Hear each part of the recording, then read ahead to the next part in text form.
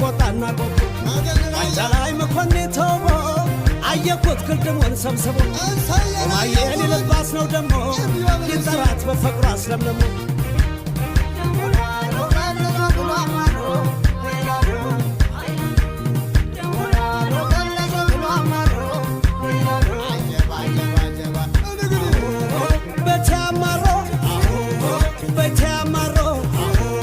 እንደምነው ራያ እንደምነው ወሎ ደሞነ ካካይ እጇ ሰንዝሮ ያለማጣ ልጅ ሳታይራዮማ ዞብል ጠራችኝ የቆንጆ ጀግና ሰቆጣ ተስካር መሸሃም ደወርቅ ወሎን ለፍቅር ይወዳል